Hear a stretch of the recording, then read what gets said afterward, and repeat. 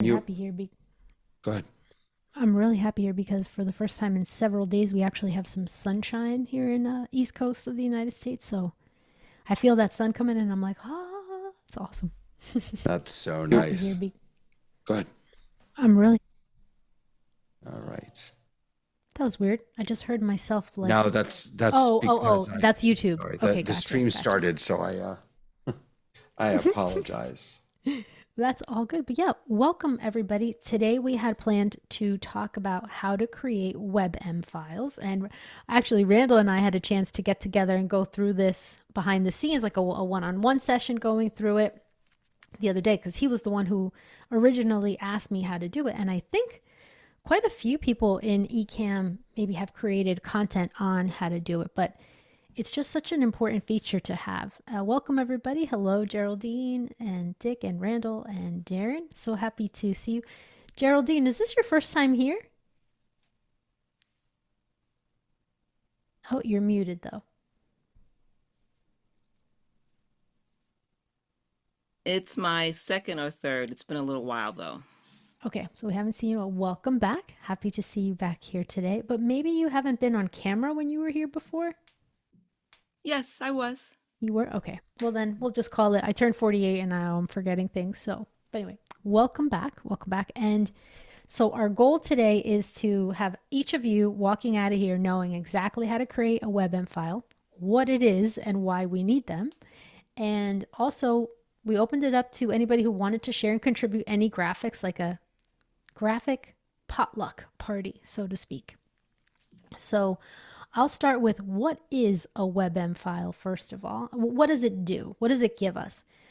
So currently right now, if we were to go into Ecamm, we can add graphics and we can add sound to things, but we wouldn't necessarily be able to do something where the sound is attached to a graphic. So for example, if I go to this scene over here, when I come into here, that little sound is not attached to the scene itself. It's attached to a graphic through a WebM file. So if I hide and unhide that truth symbol, the little angel symbol, the sound is attached to that, but that's not available to us natively inside of Ecamm. I have requested it as a feature request. I'm sure other people have, so it may be available to us in the future, but right now it isn't. And if we were to import just a movie file, we have two options. Either we import it with sound and it takes over our whole screen, or we import it as an animated overlay and it detaches the sound. It mutes the sound. Yes, David. Do you know why that is? Do you know why we I can don't. only get sound within WebM? I don't either. I have no idea. I don't know.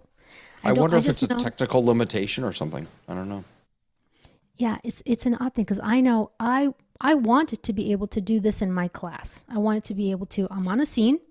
I wanted to unhide a graphic if somebody got answered, or nope, they were actually wrong. And then question 2, question 3, and I select whichever one, whichever side of whichever they got right. And it's not possible right now to do that inside of Ecamm. So I went on this whole rabbit hole trying to figure this out sometime last year. And there is a way for us to be able to do that, but it's a multi-step process for something. And now the Ken and Glenn who created Ecamm, of course, probably get tons and tons of feature requests. So I'm not sure why this one hasn't been done. Maybe it's not a simple thing to be able to allow us to do it. But until we get it built into Ecamm natively, we do have a way to create these things. But like I was saying, it is a multi-step process. And in order for us to be able to do it, the first thing that we're going to need is the graphics and the audio that we want. So, when I was showing you that little yellow and white checkbox, you need that graphic. You need the sound effect that you want to go with it. Then you have to take it into a video editing tool, in my case, Final Cut Pro, but it can be whatever tool you use. You're going to export an MOV file from there.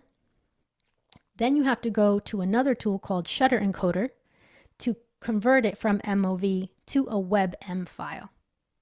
And then you take that WebM file or files and bring it into Ecamm Live.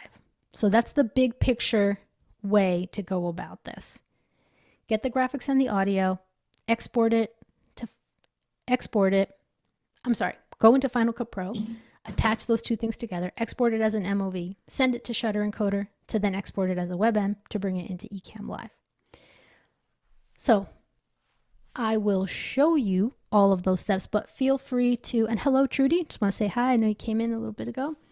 Wanted to interrupt me, ask questions at any time, clarifications, David, if you want to add. And if any of you have created WebM files already, feel free to chime in. But I just want to show you a basic overview of the way that I have done this. So let's have a look. Okay, so here I'm showing you Final Cut Pro. So this is where we're in step 2 because I've already picked the graphic and I've already picked the sound effect. So when, oops, sorry about that, if that was kind of a high pitched sound there. But so inside of here, I brought in my graphic, it's an image, and I brought in my little ding sound. So these two things are here together, and I will actually shorten it so that it's equal and play, right? It's a very basic thing. When you've got it ready, and this could be a much longer file, this could be a shorter file, but whenever you're ready to export it, oh, sorry, I skipped one thing. The other thing you have to consider, how do you want it to look in Ecamm? For me, this is a very simple graphic. And just to remind you what that graphic looks like, this is going to show up as a small little file for me inside of Ecamm. So I don't need to create a very large size file, right? When I'm bringing this in, this is what I'm looking for. So I created a square 400 by 400 image inside of Final Cut Pro. So again, because I'm imagining it's just going to be this small thing on my screen versus other formats where you might want it across the bottom as a lower third. And I can show you an example that I worked with Randall on the other day about that. So we're going to decide how we want it to look in Ecamm, the final product. But when it's time to export, you do need to export the file, right? So I've got my graphics, got my audio, time to export the file. And this part's going to be important. You call it whatever you want, but the important thing is that in your settings, you have to make sure that you've got video and audio selected here. It does it, I forget if it remembers whatever you did last. I think it might. So just make sure the format is set to video and audio, and you want to make sure that your video codec is set to Apple ProRes 4444. So that's a requirement in order for this to work, right? It has to be done this way. My understanding is that the 4444 is really about transparency. Yes, exactly. Right. And so that's going to take it out of here. You know, and you guys know what we mean by transparency, so that when we bring it into Ecamm, it doesn't have a black box around it. It's just the image fully transparent, and then I can place it wherever I want on the scene. So you would export the file. It would be ready to go. So I'm just going to show you another one. Okay, so in this case, I'm going to a game that I'll play is Truth or Trash. So if I'm playing Truth or Trash, I want to use the little angel as the truth symbol and this trash icon for the trash symbol. And each one is going to have a sound. So the trash one has got that sound. Okay. So again, when I'm ready, export the file. Make sure that it's set to video and audio and to the video codec Apple ProRes 4444. Then when that's done, right, now we're done with Final Cut Pro. Now we have to open up Shutter Encoder. And Shutter Encoder is a free app, which is awesome. So you open up Shutter Encoder. Hello, Patrick. Welcome. So then when we go to so I'll drag in my file, which is that, let me just grab it. So I'll just grab, typically you can save things wherever you want, right, on your desktop. So inside of Ecamm folder for me, I've got overlays and I've got a Truth or Trash folder. Truth or Trash, we were working on that incorrect garbage trash folder. So I find that MOV file that came out of Final Cut Pro. I drag it into Shutter Encoder. Okay, so now I've got this here. And there are a few things that have to happen.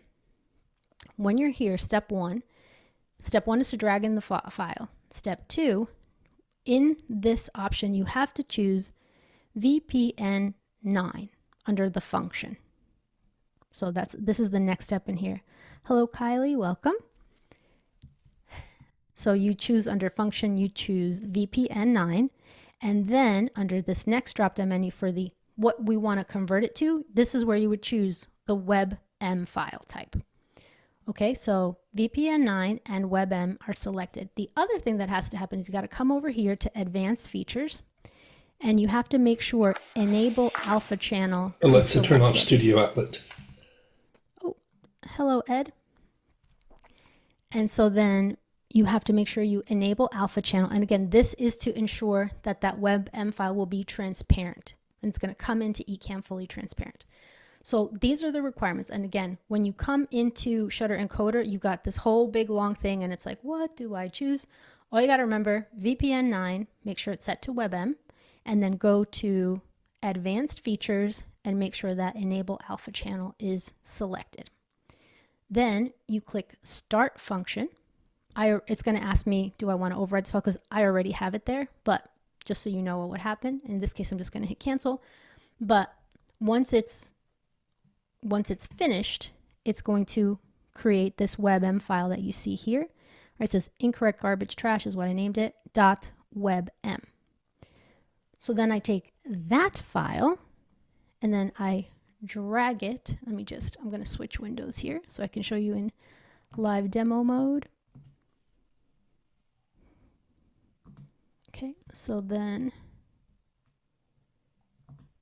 you should, are you guys seeing live demo mode? Yes, right? Okay, so now I take my WebM file that I just created and I am going to, first of all, organize my window a little better, but then I'm going to take the WebM file and drag it on my scene. So now I've got this garbage can in front of me and you see where my white lines, I can shrink this down to size, and then if I want to crop those edges, which I always do, I hold down my Option key and I'm dragging my corners in so that it's just a better size for me. Right, so now I've got my little garbage can here, and then anytime I hide or unhide the garbage can, you can hear that it's playing with the sound effect, right? Hide, unhide. So let's go to this scene here that I created with this and say, okay, all right, class, it's time to play truth or trash. And then I'll ask my question. All right, and let me ask you guys a question. Truth or trash? In order to create a WebM file in Shutter Encoder, you have to choose the function VPN9. Geraldine, is that truth or trash? Truth. Nicely done. Great job, Geraldine. That is truth, right? And then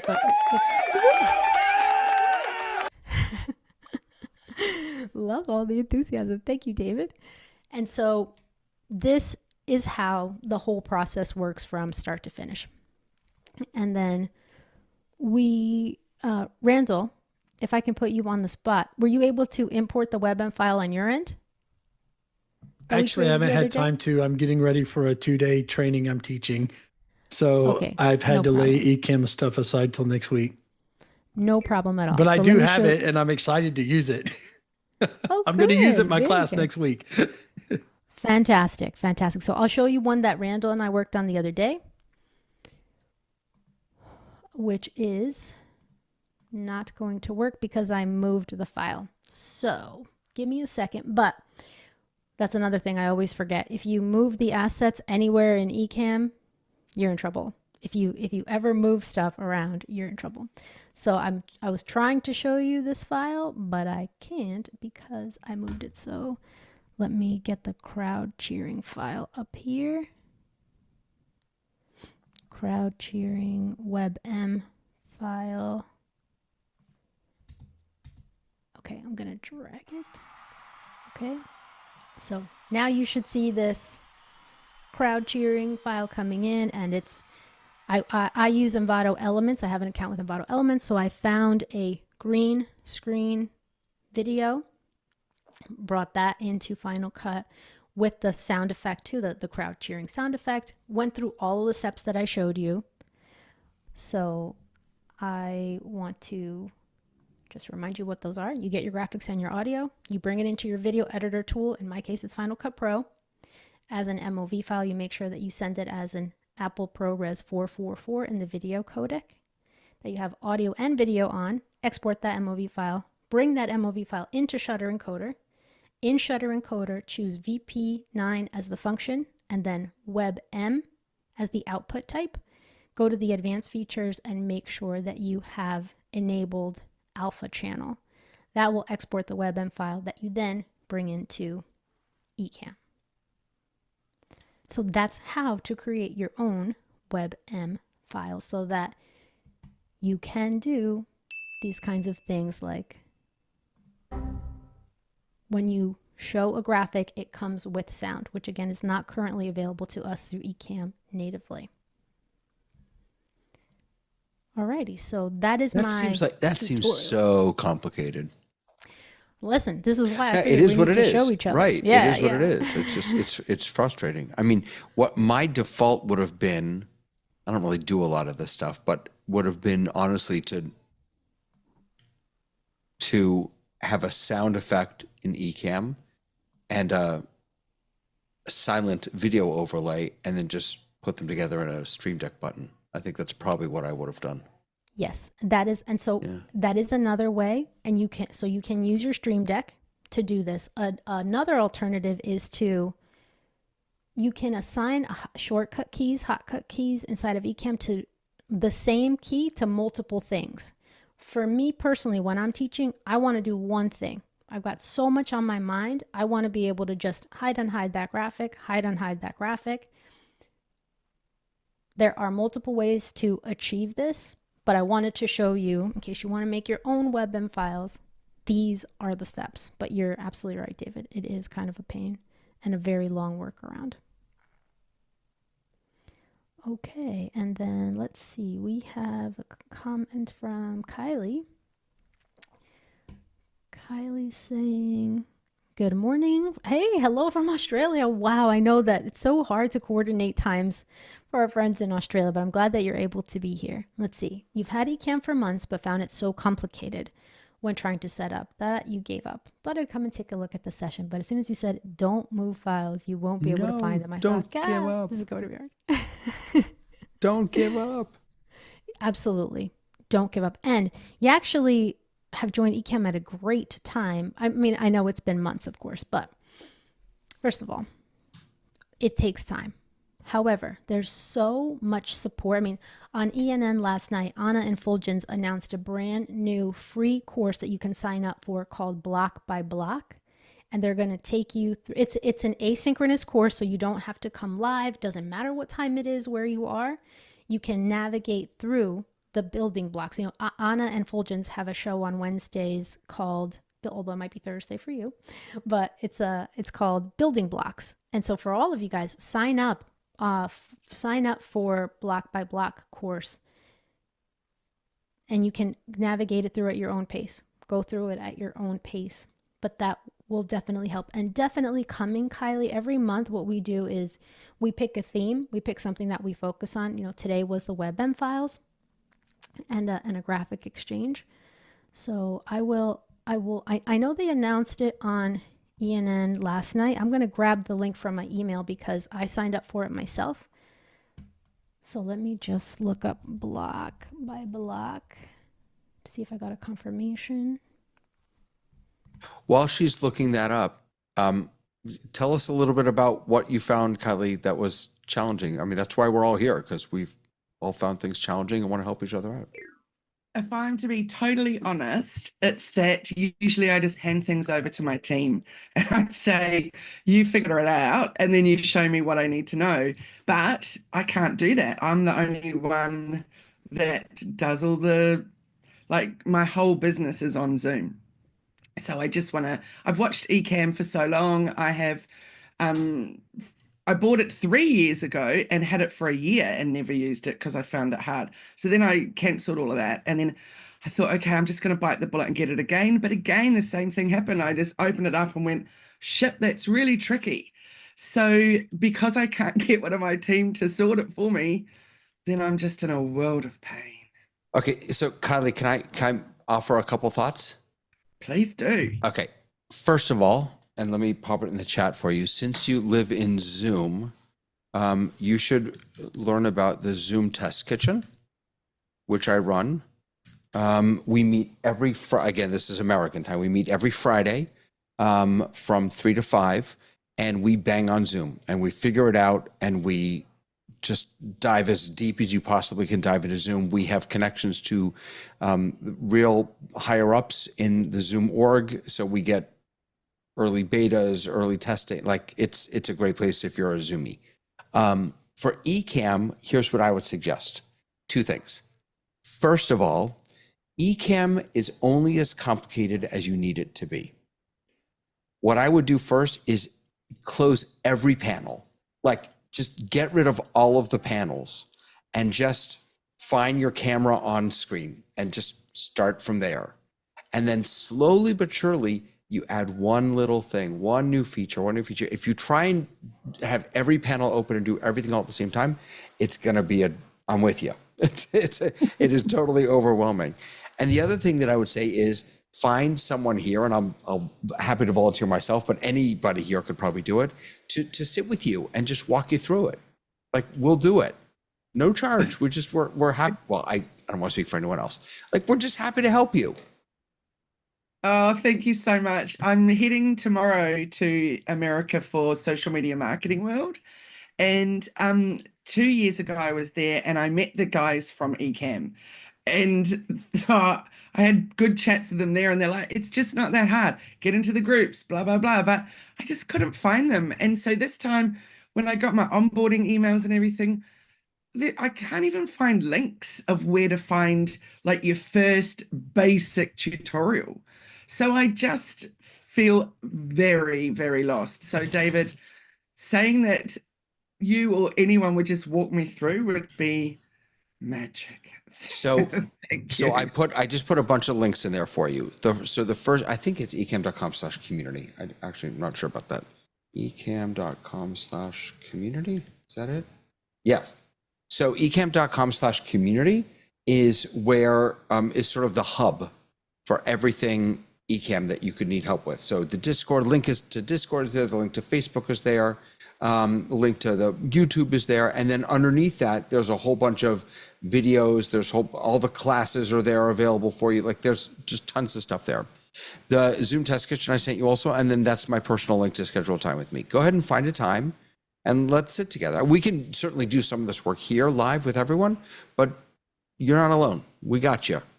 Oh, thank you. We got you. And I just think it's so awesome. Every time I see someone using it, I particularly love how you can bring the people, like Tatiana just did it before and pulled my comment in. I think that sort of thing's so cool. So yeah, I can't wait till I can use it. And can I just ask one question? Is that all right? Sure. Please.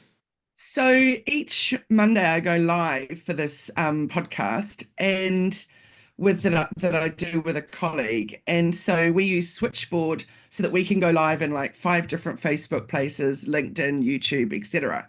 And Switchboard over the years has just got worse and worse and worse.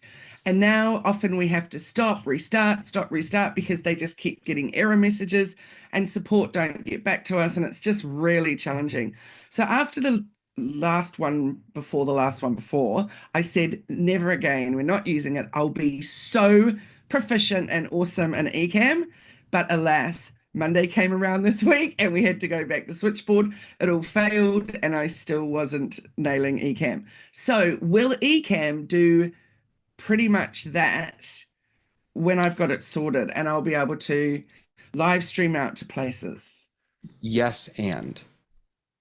So the reason why you use Switchboard, or I just put a link into Restream, which is another option, The reason you use one of those is because you, by the way, I'm showing off the Zoom integration here because I brought you into my scene with me. But the reason that you use those tools is because you either don't have the bandwidth to multi-stream to many places, or you don't have the compute to do that. It takes a tremendous amount of power and energy to encode to multiple destinations. When you send a one YouTube, another YouTube, Facebook, LinkedIn, your computer is encoding separately each time. It's like a tremendous amount of work. So unless you're running like a beefy studio computer with, multiple gigs up and down of internet, you're probably best to leave it to either a Restream or some other tool. I don't know Switchboard. I know Restream. Restream's pretty solid. So you can do it from Ecamm. You can add, and there's actually a speed test built right into Ecamm, so it can tell you if you have the bandwidth to do that, to add those destinations. But if you're concerned about your bandwidth or you're concerned about your compute power, it's best to go with a third party for that. Oh, great. Right. Thanks. I never even thought of that. I just thought that really was just to help me get out to more places. I'm not really at all clearly the techie person that knows any of that. So thank you. Sure. I can show real quick if you want. So I'm just going to pull up preferences and I'll do, by the way, that was the spotlight sweetness that Ecamm built in this last build. With one Stream Deck button, I can spotlight myself. I don't need any other third-party software. So if you go into in your settings, if you go into, no, not destination, stream. Over here, down at the bottom, so these are all your settings of how you want to stream. And then it says required speed for 2 destinations is 7.3 megabytes. And then you can test your speed to see, well, how much does your computer have? And then that will tell you how many destinations you can stream to. Now, all this is testing is your bandwidth. It's not testing the compute power of your computer. And that also is a factor. So just be aware of that also. But there you go. Right now it's clocking in at 87.6 megabytes per second. So I could potentially go up to, let's just see. Yeah, it says I could go up to 10 destinations. I would never do that, but it says I could hypothetically go up to 10. Wow. That's cool. Thank you very much. Yeah, of course. One quick thing I'll add, and then we can get back to the graphics, is that the people that I know that use Restream, one of the other benefits of it, and I do find that everyone who uses Restream is very happy with Restream.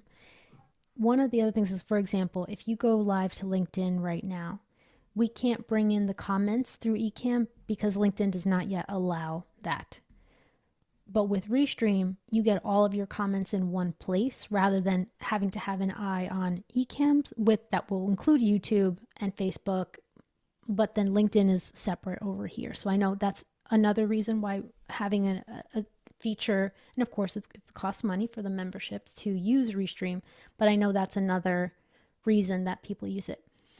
Also, I've been a guest on other people's shows. They give me their Restream information, then it also allows me to broadcast that live stream from my YouTube channel, from my content. So the stream, if you want, can go out to many different places. So it's very cool, very unique tool, even though you don't need Restream per se, because Ecamm allows you to stream to multiple locations simultaneously. So as long as you have the resources to do it, it will be good. Thank you so much. The reason I'm using Switchboard is because I bought it on AppSumo years ago, just in the quest to try and reduce my bazillions of subscriptions. But like I said, it was fine in the beginning and then it just got worse and worse. So I should have jumped shit a long time ago, but I kept thinking I'd turn up on Ecamm and then, there you go. So thanks heaps. I really appreciate that, both of you. For sure. Absolutely. Absolutely. So, all right, coming back to creating the WebM files. I know you have a question, Ed, as well. And here's the question. If we use a hotkey for multiple things in Ecamm, how do we get Ecamm to use anything other than the first one that has the hotkeys assigned?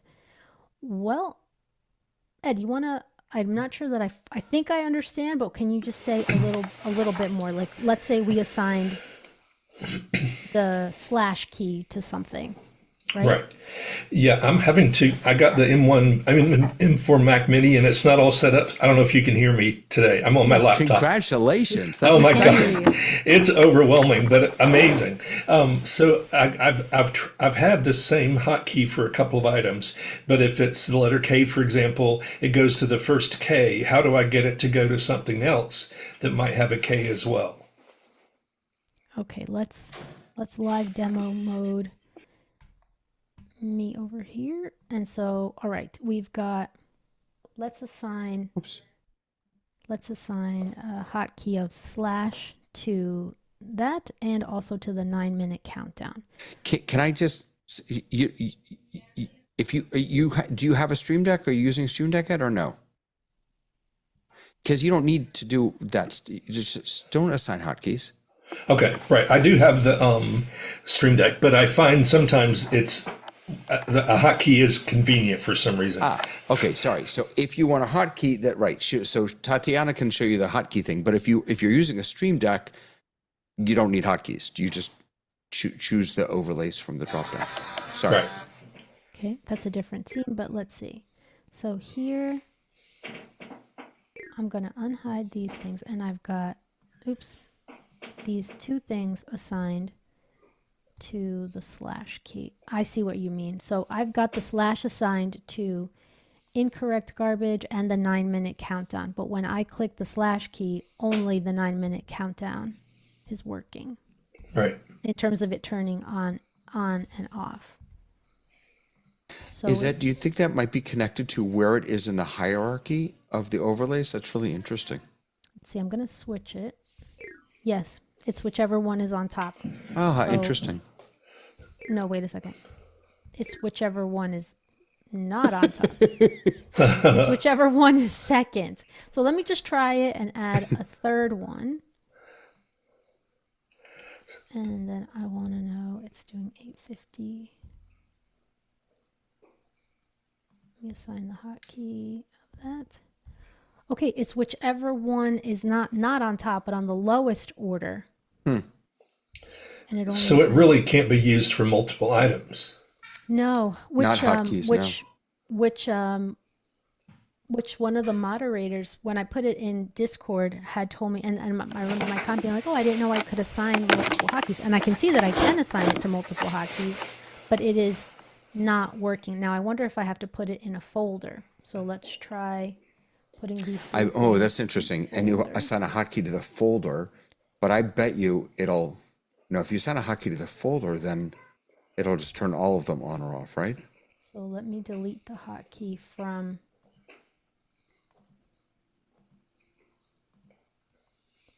Okay, so I've got. Yeah, a hotkey's going to do all of them. So if I put it in a folder, which I could just unhide all these things together in one shot, or use the hotkey. Does that help you at all, Ed? Well, you don't, but you probably want those items as separately accessible things, and at this point you're getting several items. I don't think that's desirable. Ed wants us to be able to cycle through them, just call up one of them instead of a group. Yeah, then you just don't put them in a linked group, right? Right, but if they're outside of a group, you can still only have it activate one item. Which That's makes what it sense. sounds like. Yeah, it does make sense. Yeah, when you think about a hotkey, you can only have a hotkey trigger one thing, or else. Right, but she'd said it would work, and I thought, ooh, that'd be wild. I wonder how. So. Yeah, I was told that it would work. So I wonder if maybe I was told it would work if it was a graphic and a sound. So I'm gonna bring in What do you mean it will work? the assigning the hotkey to the same item. That it would trigger both at the same time? Right. Without being the folder. Right. But that still doesn't solve your problem, Ed, of wanting it to take care of different things. But this is a different question. Right. And I'll just use Stream Deck, of course, but it was my ears perked up when she said it. Yeah, but I do remember, and I remember the Discord conversation where I was told you can assign the same hotkey to multiple things in your overlays. But I mean, I'm clearly testing it, and it's clearly not working. So interesting. Yeah. All right, Ed, Tatiana so broke Ecamm. I'm gonna circle back to the moderator that gave me that information just to make sure I'm not missing anything, and then I can message. I'll Great. put it in the educator group if somehow I'm not understanding the instructions. Great. Thank you very much. Absolutely. Okay. So did anybody want to show off some graphics? Let me end my live demo mode here. Did anybody want to show off a couple of graphics or things that they've created? Are we being technical that these are graphics, or Well, are no, these like overlays? Any overlays? Yes, any overlays. Hey, Randall's got his. I loaded it while I was here. sitting around. Nice. I'm like, I could just load this right now. There you go. Crowd cheering.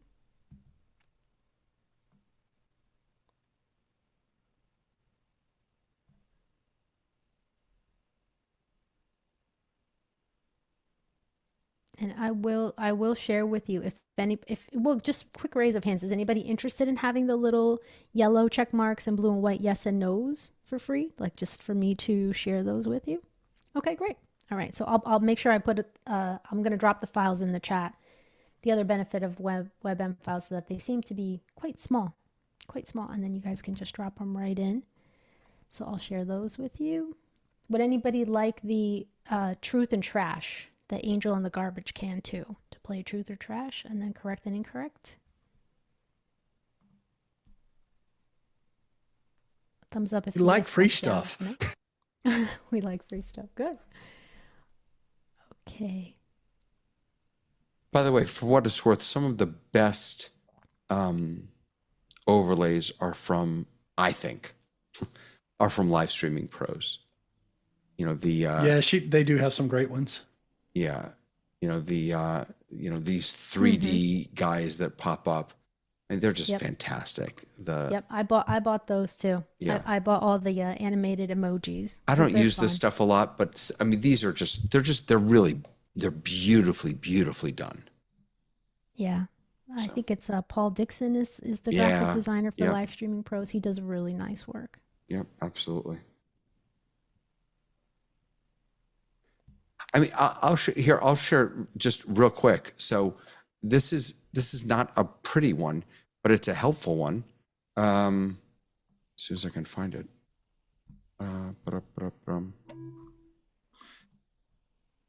Is it coming up? No, it's not even coming up. Hold on a second.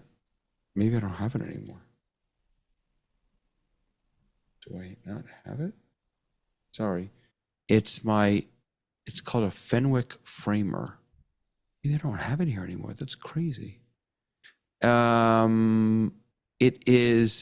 a framer to help you.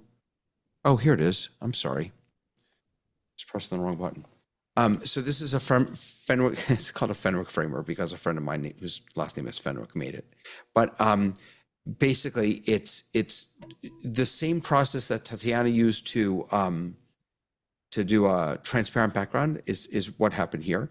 So I just give a little grade so you can see the color, and then you give an eye line, an eyesight line, a chin line, and then kind of a fat circle for where your head is. But the lines there you go. Randall's got his. I like yours better because you added the little gray to give it a little more color to make it a little clearer to see. But the idea is that this kind of reminds you, even if you're not like I'm a little higher than the line, it reminds you that this is about how big your face should be and where your eyes should be and things like that. And of course, you could make this to fit your own. You don't have to use the one that I've done here, but but you could make your own. This, by the way, is posted. I posted this one up on our website, which you can grab at ecammforeducators.com. Which I find that very helpful, like when I'm teaching my students about framing and lighting and positioning. And I created one with the rule of thirds, and I just put little yellow circles in that, and just to teach them framing and why it's important to frame ourselves up a certain way.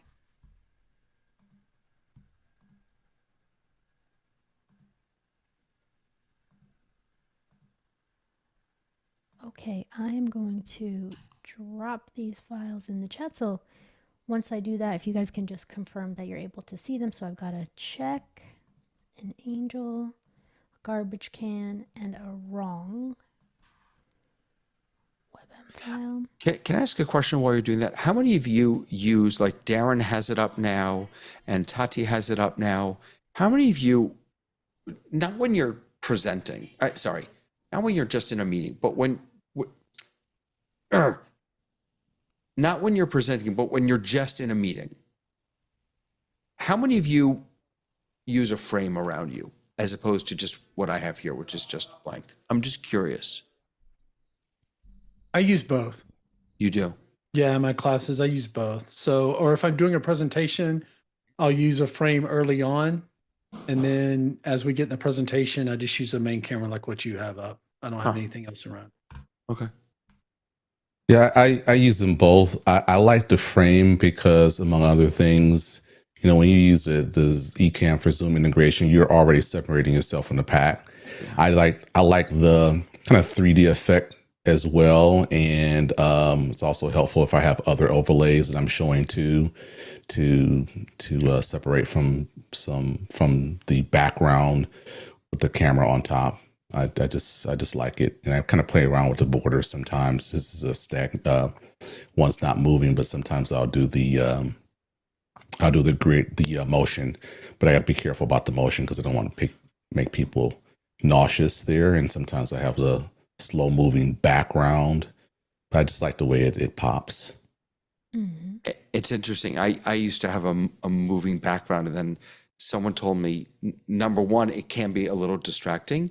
But number two, it actually degrades the video quality because it's making everything work a little harder because the pixels are moving. So, and I never thought of that. I stopped using the motion background, even though I like it because it's soft and it's not distracting to my eyes. It's pleasing to my eyes, but I stopped using it for this reason.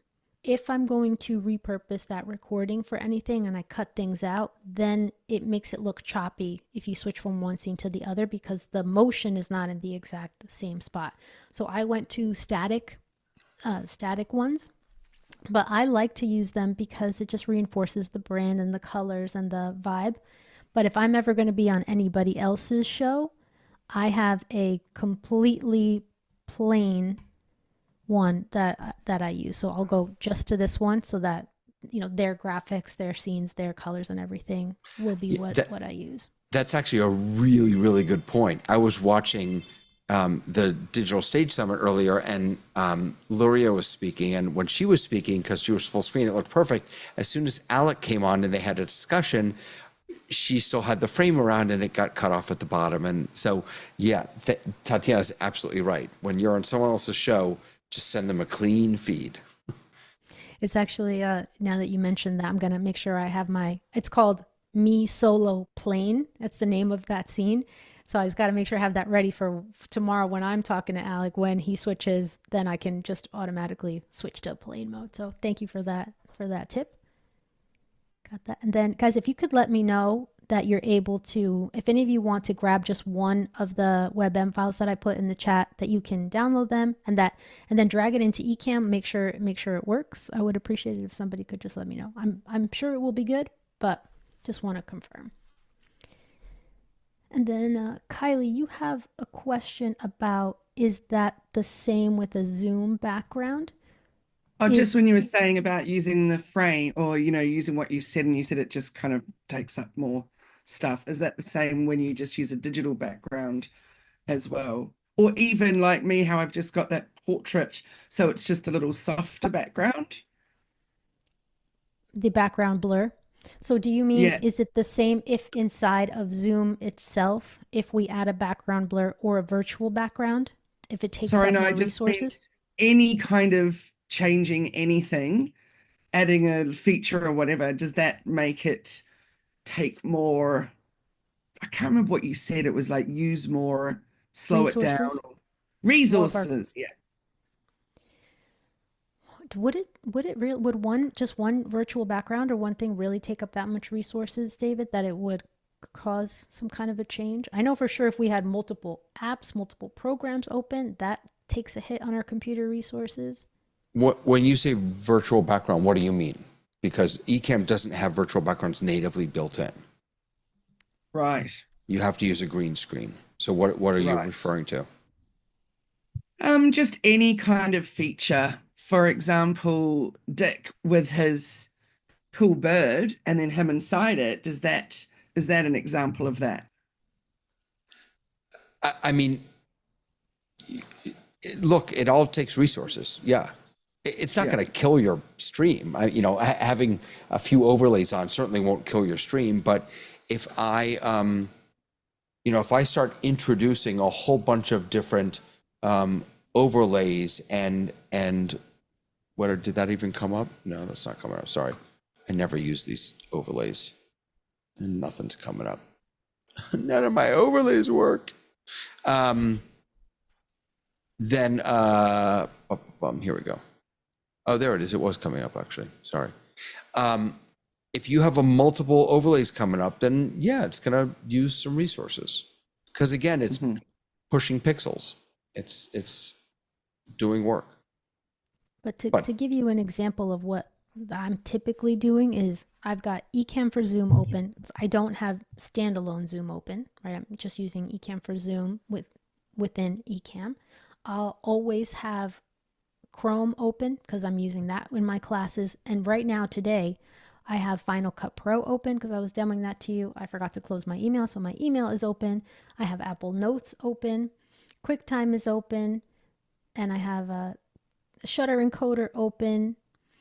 And I do have a newer Mac Mini as well that I try to keep very clean and have lots of available RAM and all kinds of things. But I've got all these things going, and I'm also not streaming right now, right? So I make it a habit to close out the things I don't need. Like I don't need my email open right now or Apple Notes. So I would close down as much as I can, but I forgot that those were open, and so far so good, not having any problems.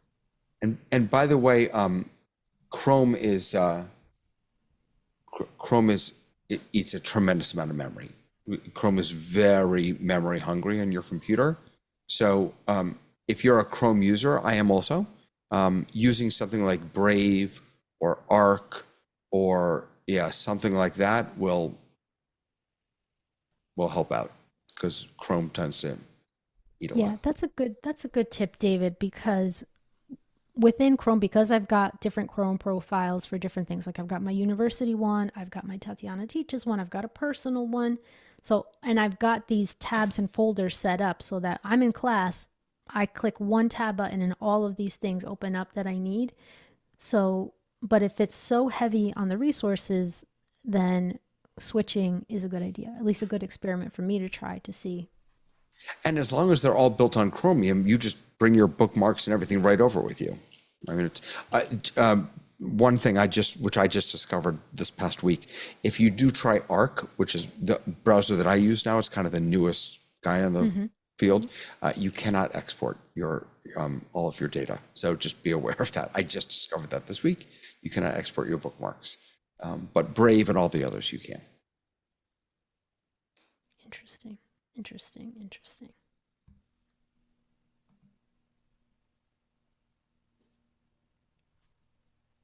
All right, good. So with Brave, then it's a smoother transition. It sounds like, Kylie, if you use Brave. Okay, so do you guys think you would have a need to create WebM files for yourself? Can you see a need for that? Darren, have you ever tried creating WebM files yet? Yes, I have. Sorry. I use a combination of things. With Canva for educators, you can, if you use your school's email address or institution's email address, you get the educators. I think it's the pro version. So I've used that, and sometimes drag and drop royalty free music into Canva to create an MP4, and then I use Handbrake to make a WebM file. And the other reason why I like using Handbrake is it allows me to compress the file too.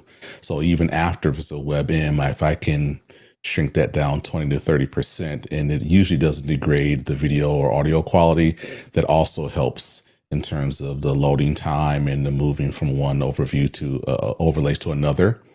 But yeah, kind of a combination. I tried Encoder. It wasn't as intuitive for me. I saw Doc Rock use it, and I tried. It just, my mind wasn't connecting with it one way or another. So I used the Canva to do that. But yeah, I love it. Cool. Yeah, and I should have mentioned that Handbrake is another. You don't have to have Shutter Encoder. You could use Mhm. and I got Handbrake first, but I deleted it because the icon on my applications folder kept disappearing and it kept becoming a question mark. And I just was like, what is happening? So I just deleted it and switched to Shutter Encoder because I had no idea why that was happening. So I've never had it happen with any other application. It was just a weird thing. What app again was that? Handbrake. Oh, Handbrake. Mm-hmm. Yeah, and it's got a cool icon. It's like a pineapple drink It's a with a little pineapple or straw something, in right? it. Yeah. And it's very cute, but it kept just vanishing. And I uninstalled, reinstalled, and I was like, forget it. I'll just use Shutter Encoder. But yeah, they're both free, which is good. Yes, Geraldine. I'm looking forward to using WebM specifically when I teach virtually. I like to use a combination of live teaching and pre-recorded video for continuous playing in the background for my students. But I have yet to use it with audio. So I'm just wondering, is there a limitation on the length of, say, a video impeding, um, whether it's gets slow or there's technical problems? I mean, I have very good bandwidth. I mean, I have very high, so I'm not worried about that. And I always close out everything, and my computer is always clean when I'm teaching. I'm just wondering if there's a limitation. That is a great question to which I don't personally know the answer because I've only ever used it for short little blips of things, like small, quick things. But I can't imagine that it would be a problem because we can bring in big lengthy video files into Ecamm Right, without any issue. So, right. Okay, yeah. I mean, I've seen someone actually do this, and when I was attending another session, another training session, where what they had to teach was too long to go through without interruption, and so they ran the video for like 15 minutes. I said I need to do that. So I said I need to figure out the audio, and I would like to learn how to do WebM with Handbrake. I tried it; it didn't work because I like the idea of compressing the file, especially if it's a 15 or 20 minute. I want to be able to do that with really good audio and visual at the same time. mm, Darren, do you remember if with Handbrake it's the same in terms of the function and selecting the same thing like VPN9 X output So with I, selecting No, I, output to WebM? I'm sorry. I've no, I I've was just gonna say used I the have it up here. default. We can try. Yeah, I just keep the default. I can put in the chat because I've actually done a tutorial for that, Oh, great. but I don't really mess around with a lot of the configurations. I try to not to break stuff, so I can put it in the chat if that's okay. Sure, absolutely. By all Okay. means, that would be fabulous. And then, And here I there you go, can. Geraldine. So I've got. So this is Handbrake here. So I inputted a video. I don't know what to do because I never do this. Web operator pass through format. WebM pass through common metadata. Save as. Okay, now what do I do? Now do I just press, is there a go button? We don't see your save as. Oh, I think it's being blocked by the audio levels. Oh, sorry. Hold on. Bump. Sorry about that. So I did that, and now I'm going to click start up at the top. And it's going. So let's see what happens. Yeah, the only thing I wonder is if it's going to allow that transparency by default, because I know inside of Shutter Well, Encoder we have to set that. No, I didn't even try to do transparency because this is not a transparent Oh, gotcha. video. This I is just tried to straight get video. the audio. Yeah. All right. So now let me come back here. So now I should have this in this. Yeah, it's copying over, and then I'll have a WebM, and then I should just be able to drag it in, right? Drag it in as Yep, a just drag it right doohickey. in. All right. So we're now recording, and we're And I testing can- to see. Yep, I Yeah. hear it. So now recording and testing. Yep. Little So you music. can hear me now. Yeah, I'm guessing. Yep. Yeah. So that was like Is that too fast? easy or should I- peasy. Yeah, Like that was Okay, I did the same thing. That's interesting. All right. I'll 2 have to seconds. just go Yeah. back. And I don't, all I did to be clear, because again, I don't really use this, is I literally just imported the video, chose format WebM, and press start. So Perfect. Okay. Well, yeah, Geraldine test it out. And then, Darren, thank you so much for sharing the link to your tutorial, because that will be pretty awesome. Geraldine, you can reference that. And I'm going to try it out myself too, because I want to know the differences. It's always good to be well versed in multiple things. Ed, I know you have been patiently waiting, and you had your hand up, and you were also commenting that you used it a lot for music and in your lessons, and you've never had an issue with audio, which is great. Go ahead, Ed. Yeah, that was the main thing, Geraldine, that it's worked really well for me as a musician. I have a video that's 30 minutes long, for example, and I've played that without issue. So it's pretty amazing. And the files are impressively small. So, Yeah, and they look good, right? Like they Yeah, look absolutely. good when you share them. So yeah. thank you so much for clearing that up. Ed. That's good to know. That's good to know. So, and now we know no issues until at least 30 minutes. Yeah. Would you need to do longer than 30 minutes, Geraldine? No, I don't think so. But I am planning a virtual event where I will introduce myself and then say, okay, now you're going to watch this for the next 15 minutes or 20 minutes, and then I'll come back for a Q&A. So at this point, I don't think it'd be longer than 30. I think I'd lose my students if I did that, if I vanished for 30 minutes. So, yeah. Okay. I would, Well, a couple suggestions. I've actually had it happen. So for whatever scene you use to play the WebM, make sure that you mute your microphone so people won't hear you talking or doing anything in the background while it's playing. And also, if you copy that scene, make sure that you uncheck or unmute yourself, because I've gone from one scene where I played something and it's purposely muted, and I didn't realize that by copying that same scene, I was muted. So just to double check in terms of what's muted and what's not on whatever scenes you use for that WebM file. yep, as usual. But yeah, Muting but we and can unmuting also always gets us. sorry, but Go in ahead, Dave. Ecamm we can for every how we call it, always the names, the sceneries. We can say which microphone is on and which is off. So if you switch, you cannot make the mistakes. Yes. Yeah, absolutely. In every scene, we have the option of what we want to be audible and what we want to turn off. So, for example, in a countdown screen or when I'm playing music in the beginning of class, I make sure my mic is muted in that scene and then on in the next scene. Absolutely. Yeah, that makes good sense. And the way I show movies, I like to use keynotes. And I use them also in my lessons. I have with words and everything. But if I have a movie, I put that into Keynote, embedded, so that it's fixed in there. And then I can just show the video in my presentation. Right. Yeah. That makes sense. Yeah, the WebM file is really helpful when we need to bring in videos because, otherwise the video takes over and it becomes the scene. So WebM allows us to make it smaller, being able to add it in as another overlay, right? So that makes it very, very, very useful. But again, I am holding on to the hope that one day soon in the future, we will have this kind of stuff built in right to Ecamm. So I imagine these kind of things are definitely coming. One just clarification, because I bring in videos all the time and resize them. They just don't have audio with them. Right, Right? which is the animated overlay.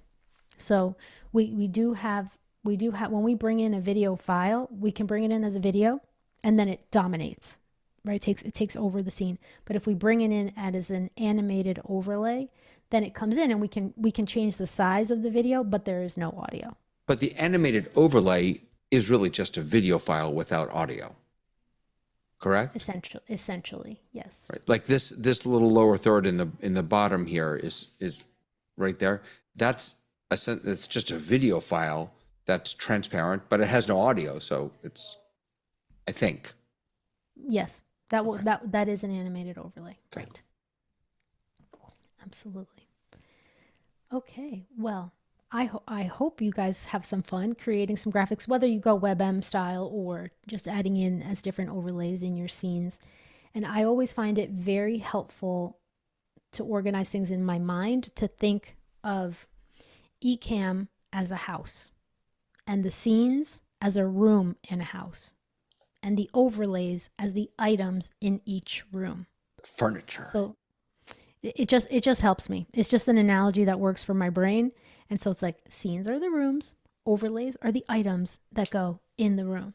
So it's like all these different elements that make up the scenes. And I have way too many scenes, but it really is a lot of fun. Like I'll show you guys. This one was a fun one for me to make for my class the other day because it's my birthday, and I wanted to have Wait a something second. fun. Today's your birthday? No, but March. I do sell. It is. I do have a March birthday, so I know that a few days ago when it was my birthday, it was just to acknowledge. And I was on a live stream with Tanya. Hey.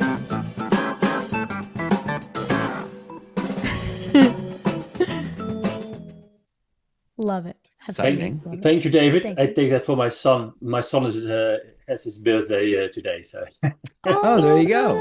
Nice. Happy birthday Yeah. to your son. Yes, thank you. Absolutely. Yeah, That's a for beautiful sure. scene, Tati, with the cake. Thank you. And I I got it from Envato Elements, the cake, and then I got the animated candle flames separately and brought them in as animated. You put those on little- separately because that's very nice. Thank you. Yes, I did bring it in separately. And so, yeah, each one is a separate candle flame. So Wow. placing each one on top. So then how do you trigger all four of those together? Right? So you've got, or I'm sorry, you just have it on the scene. So it's an overlay in the scene. Yes, and I will Gotcha. show you guys in live demo mode so you can see. So if you look over here, right, in my overlays, and you can see that this is my birthday cake scene, and I've got 1, 2, 3 flames here, and then the birthday cake. So here's the flames by themselves, right? Just floating flames, and then here's them on top of the birthday cake. So I just placed them right on top. I could have brought them in to Final Cut Pro, made one video, but I was in a rush, of course, and came up with this last minute idea. So it just fits right within the scene. And I If you brought put the in- flames in a folder, you can blow them out all directly at once. Oh, that is a good idea. I'm going to do that right now. So we're going to call this new group. So I'm just adding a new group here, and we're going to call this the flames. And I'm going to put them all in here. 1, 2, 3. I have to click the link button so that they move together. And then this way I can blow them out. That is a really good idea, Dick. Thank you. Genius. Look at that. My birthday cake for next year already got better. really good. And then the other part was this background blur. So I kind of picked something bluish to go with it, but we could always figure out something a little bit better, but I just popped that in as something bluish to go with the background. But yeah, that's a really cute idea. Thanks. I like that. I like that a lot. I'll do a shameless plug, not so shameless, but you guys, if you know Alec Johnson, the Ecamm fam, he's running the Digital Stage Summit, which started today. It'll be tomorrow and Thursday. I'm speaking at it tomorrow. I'll be talking about being unforgettable by design, which is about the science of being memorable and engaging your audience, and how we can help using the principles of neuroscience so that our audience, our students, our teams don't forget the things that we're trying to teach them. So it is totally free to sign up for the Digital Stage Summit. It is thedigitalstagesummit.com. I don't have the link right now, but I will get it. Digital Stage Summit. And it's free while it's live. And I think it's only $47 to get all of the recordings, if that's something that's of interest to you. Hey, Tatiana. Mm-hmm. I just discovered something that I didn't know before. What? About overlays. So I'll bring you all into my, what do you call it here? So I have a bunch of overlays here that I was trying to trigger while you were talking with my Stream Deck, but they weren't triggering. And I just realized why. So I have them all in a folder here, and I use folders because I'm obsessive compulsive and I want everything neat and organized, not because I want to trigger them all at the same time or turn them on or off. But for some reason, I don't remember when I muted, I eyeballed the folder. And when you do that, you cannot undo, even though I undid, and you can see it actually, see how Yep. Mm-hmm. it undoes it, like it looks like it's showing, it doesn't show up. So if you have stuff in a folder, and the folder is visually muted, as it were, you cannot unmute the stuff inside of it. Now that I unmuted it, I can turn all these different ones on. Right. But I didn't realize the folder that. control is the master control. Yeah. It's like the lock we use normally.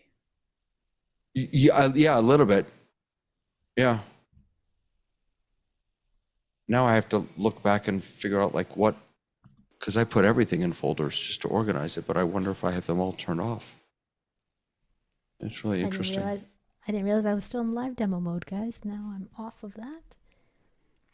Yeah, nice, David. Yeah, this is a lot of the fun of coming to our sessions is also just play and discovering whatever comes our way in the moment too.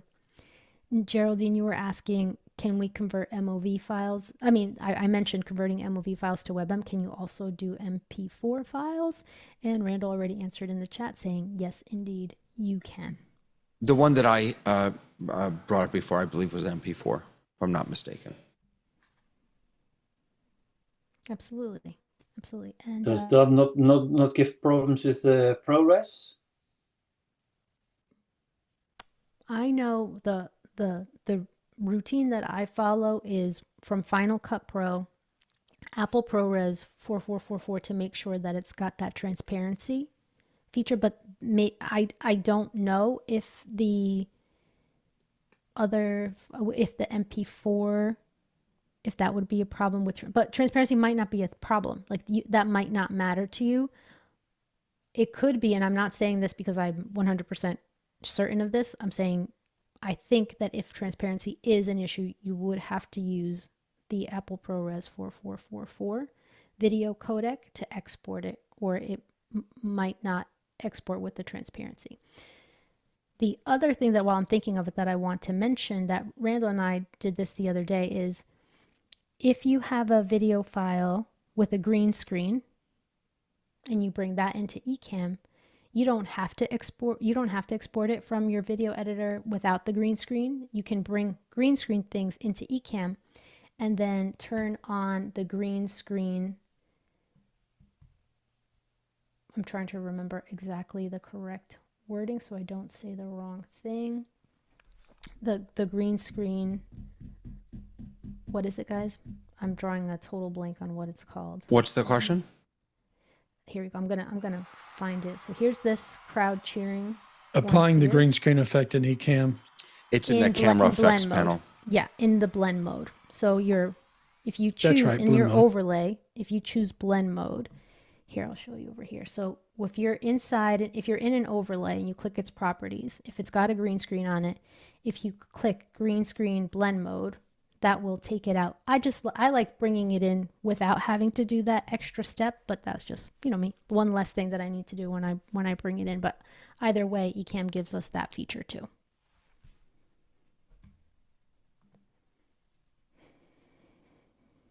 Okay.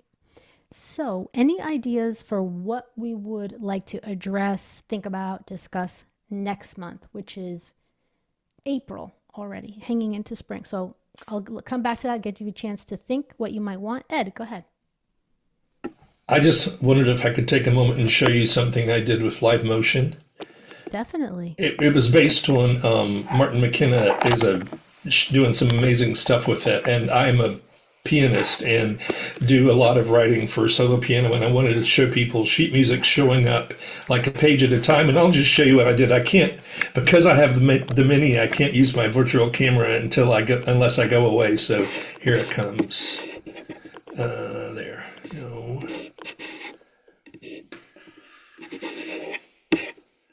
Sorry. Oh, video. Sorry. I'm finding it. That's okay. There we go. Spotlight so that you're ready. Whoops, that's not right. There. Okay. We see it. Oops.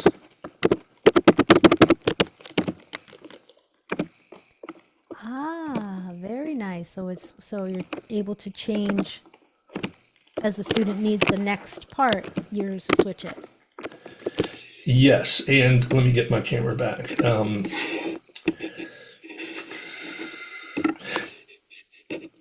Yes, and I have the music of the piano piece as a sound effect. So once it starts, I can just advance through the pages of the music in time with the music that's going by. Very nice, Ed. That's wonderful. So that could be a set of flashcards for students or whatever. I just think I'm not quite happy with the animation yet, but Martin was doing some things with perspective where you totally collapse the item and then it has a little bit more movement as it comes into the scene. So it's pretty interesting what live motion offers. Not pretty, it's amazing what it can do now. And the M4, I'm noticing just the hours that I've had it, there's no longer a lag. When I do the live motion stuff, it was tending to kind of hiccup a little bit, and now it's nice and smooth. So I'm really happy with the Mini. So thank you. Wonderful. Absolutely. Yeah. And I really like it as well. I think it's fun when we, like, if I'm teaching a class and I want to switch, I'm talking the agenda that we're going to talk about in class. I like it. I think it adds that visual appeal, but also draws the eye's attention in to be able to offer a switch so that everything is not so static. Yeah, I think the live motion feature we had been is great. asking for this for so long. This is such a great little addition. That's what happens. We just keep asking. I have a feeling that like everything that they put in, we will all overuse it. We'll just have things flying all over the place, but eventually we'll all settle into it. I love it. I have a show that I do every Thursday, and I'll very often go from, me to a 6-up to me and another person. It's a really sweet little tool. Yeah, it does look good. I think the live motion has added a lot of visual appeal in a way that's not distracting, because it is easy to overdo it. Like you guys have all seen people using slide decks and it's just a little too much animation, but I think that this is sophisticated, it's sleek, and it's still quite visually appealing. I have a suggestion for next time. Mm-hmm. I don't know if we've I don't think we've done this before, but I would love to talk about presentations. I'm thinking specifically of like PowerPoint, Keynote, slide decks, and we can. There are two pieces to it. One is how do we actually present them in Ecamm? So do we bring them as PDFs? Do we bring them as a screen share? Are they? Is it overlay, or not WebM? What's the thing when you Bye, Kylie. Bye, Kelly. Whatever. Okay. Yeah. That's one piece. I'd also really love to talk a little bit about how we create them.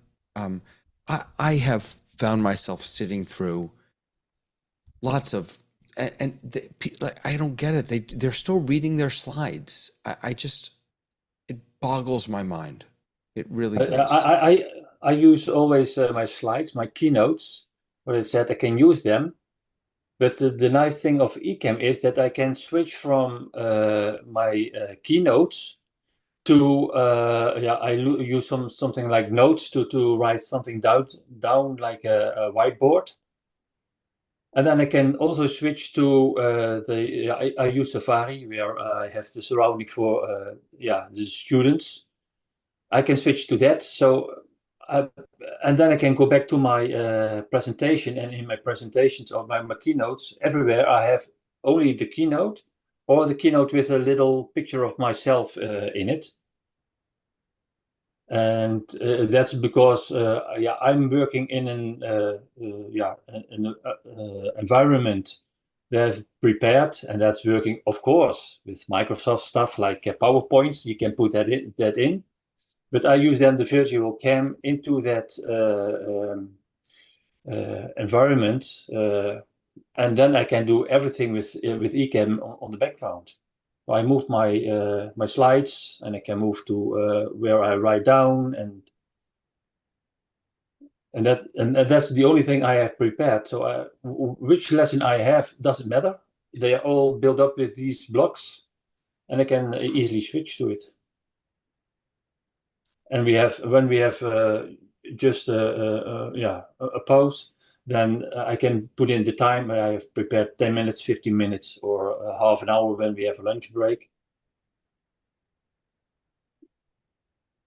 I can show that next time, maybe.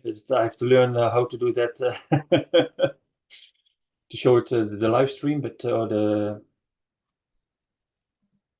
Sure. Yes, Dick, absolutely. You definitely can. And I know there's a couple of ways to approach presenting, so I think we can chat about that. Because you can either go Ecamm, share your keynote, as a screen share. You could go Ecamm, then you have to transfer your keynotes into Ecamm if you want to just use Ecamm, but most of us use a combination, and a lot of people will use an iPad to share the keynote so that it's separate. You can bring it in as a it's not on an additional monitor. If it's on an iPad, you can bring that in as a camera overlay. I mean, there's quite a couple of different ways, but it sounds like you're also saying just design and practice as well, David. I was thinking a little bit. I mean, that's the part that's annoying to me, is that people are, again, they're using their slides as their notes. So right. I'd love to just talk about, so what we find are some of the best practices, how we're using slides within Ecamm, and then of course the technology of how we're, what's the best, not best way, but for each of us, what's the best way to bring the slides in? It's just a thought, just a suggestion.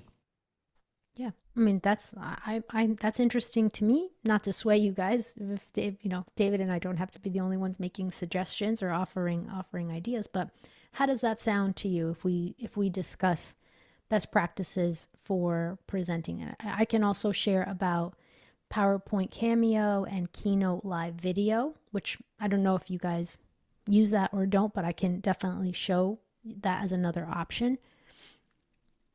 Of course, all using it with Ecamm, together. But let me know, how does that sound to you guys if we talk about presentations? Okay, we got lots of thumbs up from Ed. Very good.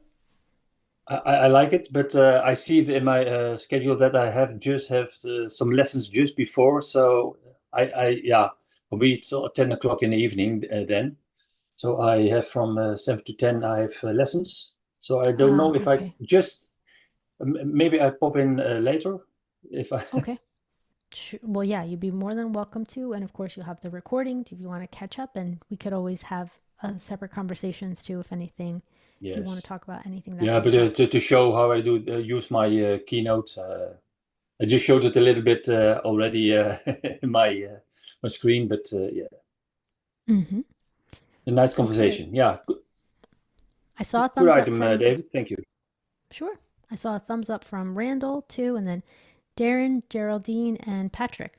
How does a content next month sound to you guys on best practices for presentations, design and technology, and integration with Ecamm? That's a very big topic. One session could be just the tech alone in terms of Ecamm and say another application like Keynote, or it could be just Ecamm. So I'm just wondering, is the topic going to be narrow or broad? Yeah, great clarification. I tend to prefer a little bit more narrow focus myself, but it's hard when we've got a group that might be at different levels. So let's talk about it. See what might the best way to approach this, because there is the design side of things, right? Which can be done quickly. I think most people here will understand about design principles, so that could be like a 10-minute conversation, and then bringing in maybe because we're in an Apple world, we can just stick to Keynote, but then, if other people use PowerPoint, then that could be a separate conversation. So that narrows it down a little bit. So we're not doing PowerPoint and Keynote. So if we were to say, Keynote, and then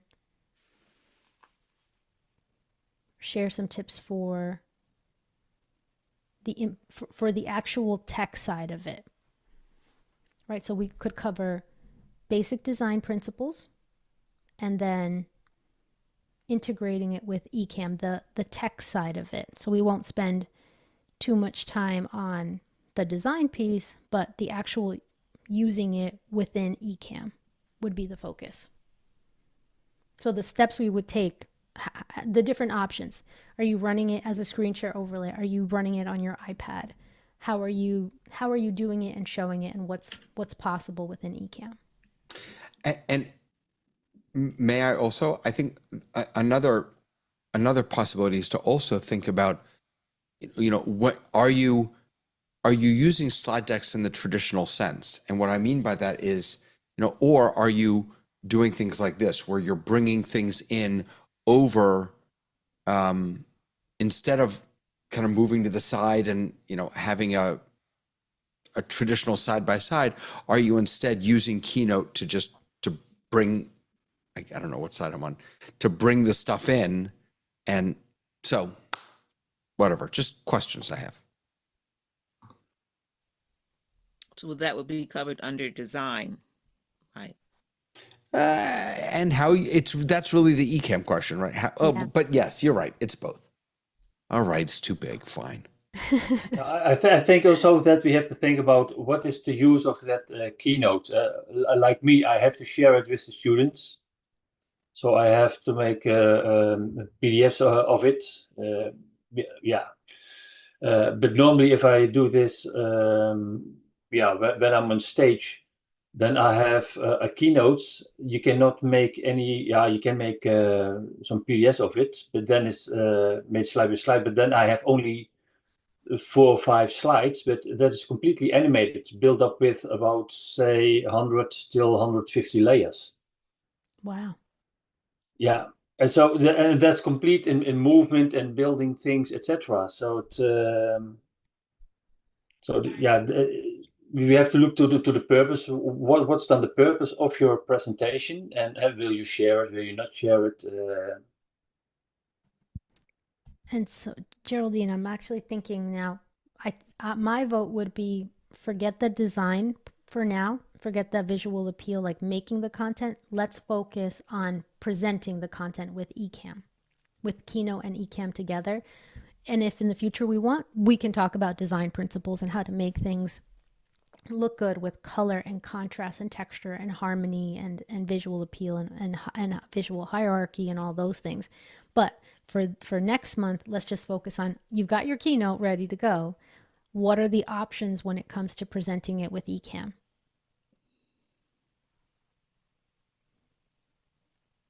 That works. Okay. So Keynote and Ecamm, best practices and implementation type of a thing, or just the options with Ecamm and Zoom, Ecamm and Keynote. Okay, Sounds good. Awesome. Thank you very much, Geraldine. I appreciate grounding us a bit in reality as to what's possible in one session versus tackling a bunch of stuff. I agree. Thank you. Okay. Patrick, anything you want to add or share?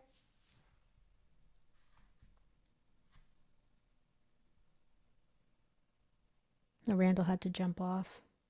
He had to go.